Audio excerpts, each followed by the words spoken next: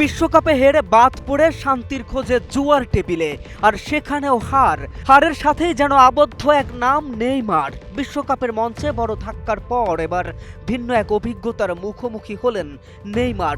মাঠের ব্যর্থতার পর যুক্তরাষ্ট্রে ছুটি কাটাতে গিয়ে এবার পোকার টেবিলে বসেছিলেন ব্রাজিলিয়ান এই তারকা। তবে সেখানেও বেশিক্ষণ টিকতে পারেননি তিনি। চলতি জুলাইয়ের ৫ তারিখে বিশ্বকাপের শেষ ১৬ ম্যাচে নরওয়ের কাছে ২-১ ব্যবধানে হেরে বিদায় নেয় ৫ বারের বিশ্ব চ্যাম্পিয়ন ব্রাজিল। দীর্ঘদিনের চোট কাটিয়ে বিশ্বকাপে ফিরেছিলেন নেইমার, কিন্তু দলের বিদায়ের পর হতাশ হয়ে পড়েন তিনি। আবেগঘন মুহূর্তে আন্তর্জাতিক ফুটবল থেকে অবসরের ঘোষণাও দেন এই Brazilian forward.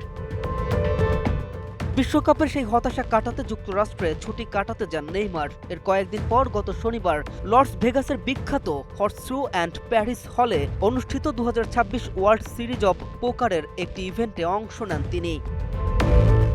$১০,০০০ six max main ইভেন্টে খেলতে নামেন নেইমার। পোকার টেবিলে তার সঙ্গী হিসেবে ছিলেন ব্রাজিলের পেশাদার পোকার খেলোয়াড় আন্দ্রে আক্কারি ও রাফায়েল মোরাওয়েস। মোজো বিরাট কারবার, জিতে নাও ফ্যামিলি কার, স্পোর্টস বাইক ছাড়াও লক্ষ লক্ষ নিশ্চিত গিফট।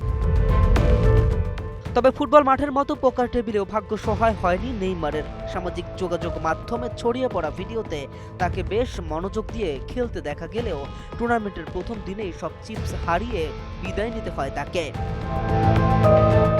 ফুটবল ক্যারিয়ারের বড় এক অধ্যায়ের পরে নতুন অভিজ্ঞতা নিতে পোকার টেবিলে বসেছিলেন নেইমার, কিন্তু সেখানেও শেষ পর্যন্ত হাসি ফিরল না ব্রাজিলিয়ান এই তারকার মুখে।